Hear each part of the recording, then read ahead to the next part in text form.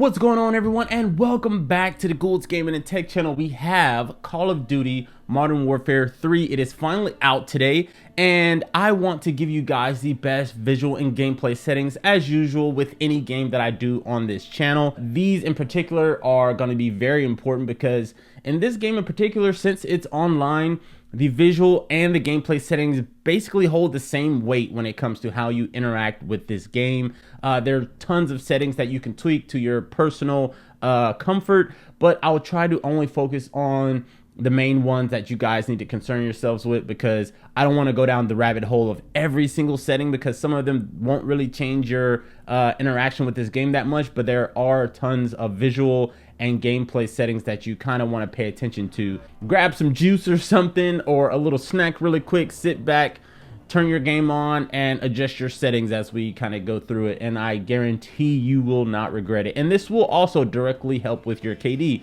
The more comfortable setup you have and the better settings you have will help you in some situations when it comes to certain gunfights. All right, so if you start the game right up, you go into your menu. This is the multiplayer menu. Just go to your settings by clicking the start button, and then, at least this is, I'm using a PlayStation, so I'm saying R1. Just click R1 all the way down till you get to your settings, and then just click on it here. They're gonna have some quick settings on here that if you want to change stuff, it's not really much in there, so to me, it's no point in going in there. So let's just go straight to controller. So aiming input device, it's going to be on the controller. If you're using a controller, if you're on PC, it'll be keyboard or mouse and, you know, all that stuff. So you have edit button layout. I don't want to change the button layout. You don't want to flip any of this stuff. L1 button ping, you don't want to change any of that. Controller vibration. Now this is up to your particular preference. I know a lot of professional players, they don't like the controller vibrating when they're shooting and stuff like that. If that is you, if you don't need too much of a controller vibration when you're playing the game, I would definitely recommend reducing that vibration intensity just to 50. I think it comes on 100, but just reducing it to 50 if you don't want too much feedback, because sometimes that can be distracting. If you go down here, trigger effect, full haptics, I don't mind having full haptics on. Weapon fire threshold, or you can just turn it off. I don't mind having the full haptics on. It's not too much of a distraction to me. And then you have these dead zone inputs, which I don't touch any of those. I leave those as it is. If you click R1, as you can see up top where it says aiming, you go over here. Now this is very important. Horizontal stick sensitivity, I have mine on 6.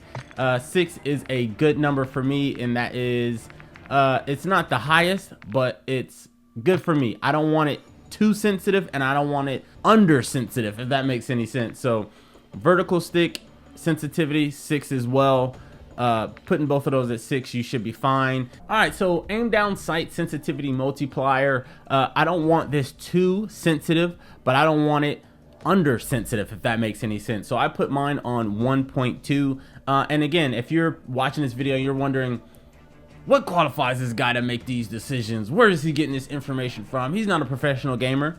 Basically, I got these settings and just how to play the game from watching years and years and years of professional players. As you can see, I have an Optic Gaming shirt on, so I do watch competitive Call of Duty all the time.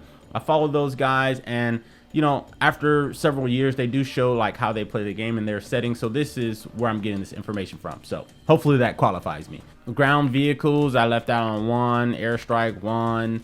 Tablet sensitivity 1. That's if you're playing on a tablet, obviously. Vertical aim axis, I leave all this standard.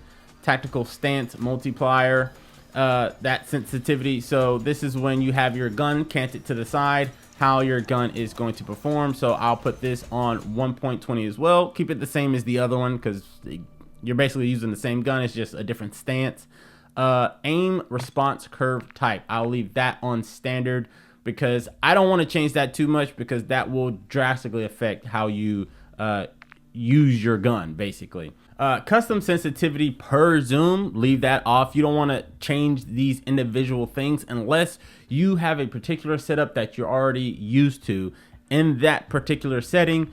But if you don't, just leave it off. Target aim assist, you do want to leave that on. Target aim assist, it says helps the aiming by slowing down the camera when the crosshair is about to move over an enemy. So you do want that slight slowdown so your eyes and hands can kind of catch up and be on the same page.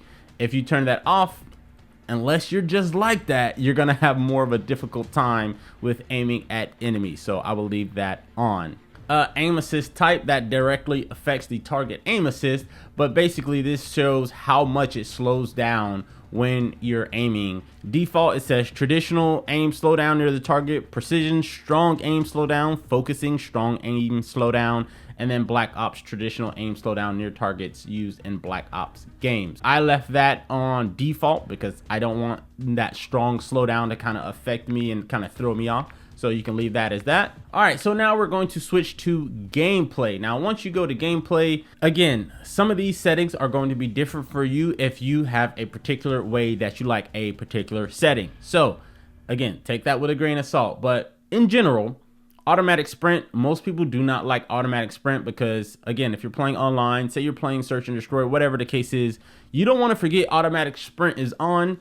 Their footsteps are loud and you're trying to move from maybe one cover to another, and then you move and you accidentally sprint because automatic sprint is on. You're going to be loud. They're going to detect you. They're going to kill you. So I leave that off. Sprint when you want to sprint. Sprint / tactical sprint behavior, I just use that as toggle. You can also make it hold, but I just use it to toggle because you can still stop and go whenever you see fit. So toggle is fine for me. Auto move forward, have that off. You don't want to automatically move forward when you don't need to. Again, you got to think these settings are basically what's tactically smart when it comes to playing this game. Automatic ground mantle and hang, leave this off. Do not turn that on because sometimes if you want to just take cover or something behind an object, say you're in a gunfight, you need to reload, or you just want to kind of reassess things, you don't want it to automatically mantle whatever cover you're behind, because while you're thinking you're trying to get cover, it's going to automatically mantle you over it, putting you back in the line of fire, and then it's going to hurt your gameplay. So have that off. All right, so weapon mount activation. Some previous Call of Duty games had an issue with this where it would automatically mount you on things that you don't want it to be mounted on in the most inconvenient time. So I do like this setting of double tapping, aiming down your sight button, which is your left trigger, to mount on something. So that basically ensures that, hey, you want to do this, because a lot of times I found myself in situations where I'm mounting on stuff where I don't want to, and it's kind of hooking me to that particular object, and then it puts me in an unfortunate spot in combat. Weapon mount exit delay. This basically means, and as you can see here, it says choose how long a movement input must be held before exiting weapon mounting when you've reached the surface edge. So I want it on the shortest amount of time as possible, because if I'm trying to exit that mount, I want to get out of there. For those of you who play Warzone, or if you have the perk where you can, put plates on, armor plate behavior, some people like individual plates to be put in at the same time, but if you're getting hit a lot and you're in a fiery situation, basically, you want this to apply all of your plates. If you apply one, kind of really doesn't make sense, because if there's more to be loaded in, I don't see why you wouldn't want to load those in. All right, so depleted ammo weapon switch. So again, this is when you're using, whether it's your primary or your secondary weapon, if you're taking all the rounds out of that magazine and you run empty, you want it to automatically switch to your other weapon, because if you're empty, that means you're shooting at something, and usually I call it the +1 rule. Somebody else is coming. Even if you down that target, somebody else is probably coming. So to automatically switch to your secondary is a good perk and good feature to have. All right, so now we are on the visual part, and we will slightly touch the audio because the audio kind of plays into your whole experience as well. But we are on the visual settings, and it says on-demand texture streaming. So it says high quality textures are downloaded from the internet as you play the game, providing more color detail on surface. You can set the daily download limit. I don't know about you guys, but I've never had any issues with this setting being on, as far as them downloading textures and it slowing down my game or taking up too much space. And then download limits. How much is it downloading in high resolution? Turn that off. World motion blur. Now, in some other games, like maybe more cinematic and action and adventure games, you might want to have some of these settings on, but for Call of Duty purposes, It's all about what you can see, how quick you can see it, and how quick you can address that threat. If something is blurry, that kind of might create an issue, because if something is on the side of your screen and you're not really seeing it, they have the drop on you because you might be in the center of their screen and they can get the first couple shots on you. So as far as world motion blur, turn that off. Weapon motion blur, turn that off. Trust me when I tell you, you guys will thank me later once you start playing the game. The less motion blur you have, the better. Film grain, put that on 0.25. It says set the strength of the visual noise applied in the game. You don't want the visual noise, basically the vibrance, the definition, the sharpness, and all that stuff. You don't want it to be too much of a distraction and cause a delay in your game, the latency and all that. So 0.25 is what I found to be the sweet spot. Depth of field. The general consensus when it comes to Call of Duty.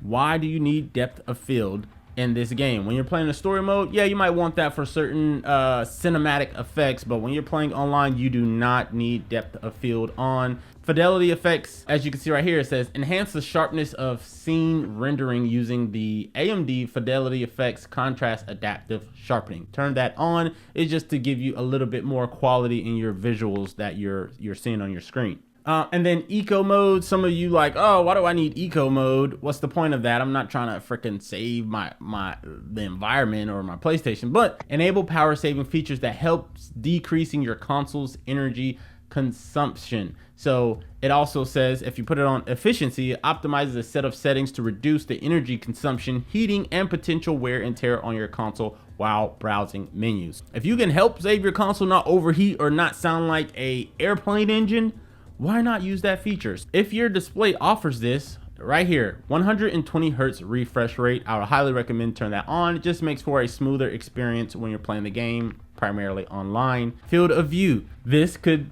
come to your particular preference, but again, like I said, I've watched tons of pros over the years. I played this game for several years. Field of view is very important, definitely when you're getting in gunfights, definitely when you're playing multiplayer, when there's so many people in your lobby. You want to see as much as possible. Now, as you can see on the screen, it has like a little breakdown of what each percentage of field of view shows. Why would you not want to see everything that you can see in your field of view? Definitely when you're playing online, because as you can see, the smaller you get in your field of view, the more of the screen that it's cutting off, and you want to see as much as possible because gunfights are going to definitely impact how much you can see. So 120 is what I recommend. All right, so those are the visual settings. Now we're going to go into audio. I find too often in this game that it's playing this loud, dramatic music that is distracting or annoying, or if I'm in the game, definitely in an online lobby, and I'm kind of going throughout the game, whether you get some kind of achievement or whatever the case is, or the game gets close, it starts playing this dramatic cinematic music, and I don't want that loud in my ear because it kind of covers up or muffles sounds of footsteps or shots or something like that, and it's kind of annoying. So if that is you, I would highly recommend putting the gameplay music down, and then also the cinematic music volume. I put it on 40. I believe all this stuff comes on 100 default, and gameplay music volume at 30. Dialogue, I want it boosted up because sometimes they do speak and give you useful information like, oh, watch your 6 or KIA or whatever, to let you know the enemy that was nearby is dead or whatever the case is. So I want the dialogue volume up. The effects volume, that's up to your preference. If you want to change it, if it's too loud when flashbangs goes off, grenades, airstrikes and all that stuff, you can change this setting. And just for the purposes of my gameplay, I like this on 80 because I don't want it too loud, and sometimes it kind of gets obnoxious. Oh, and then actually a couple more things before I forget. Mini map shape. So as you can see, you can get circle or square. I'm used to square. Circle kind of cuts off some of the stuff that you would normally see. So if you do square, you can see a little bit more on your mini map. And if you heavily rely on mini map for your gameplay, then have it in square so you can get as much information as possible. Minimap rotation, so you can turn this on or turn it off. I recommend having it on because it'll rotate with your character and as far as the direction of where your character is looking. If you turn it off, it will always just basically face north of where everything is. So it might throw your orientation off because you might not be looking north, but your mini map is in north. Crosshairs, this one, again, it could be preference, but just from over the years, this is what I recommend. The crosshair dot. So it says display a dot in the middle of the crosshairs and then center dot. Do you just want the center dot instead of the crosshairs, or do you want the crosshairs with the dot in there? So I don't need a center dot. Again, the dot is very small, but it can cover up where you're shooting. So if you are trying to aim for headshots, it could cover up their head, so you're kind of slightly guessing where their head is. Slightly. The dot's not that big. Players' names, I put it as abbreviated. I don't really need to see their clan name. The less feedback on the screen distracting me, the better. All right, you guys, so that is going to be the best visual and gameplay settings for Call of Duty Modern Warfare 3. Now, these settings can apply to most Call of Duty games. It's pretty much standard across the board, but with certain updates and stuff, they do add stuff. So if you don't see them on a particular older game that you're playing, or you just haven't dived into the new settings, you might want to check them out and make sure that everything is where you want it. Again, everyone plays online games different. Some things you might want to tweak based on your preference, but just overall, these will directly affect how you play the game and your KD as well. The more comfortable setting you have with your gameplay and visual settings, the better you are to perform when you're playing online, which will in turn help you get a little bit more kills in certain situations where, for example, someone has a smaller field of view, but you have the bigger field of view so you can see them before they see you. Boom, you got a kill on your kill to death ratios. Let me know what you guys think down in the comments below. Was this helpful? If you're new, subscribe, and if you're new or returning, make sure to hit that like button, and I will see you guys in the next one. Peace.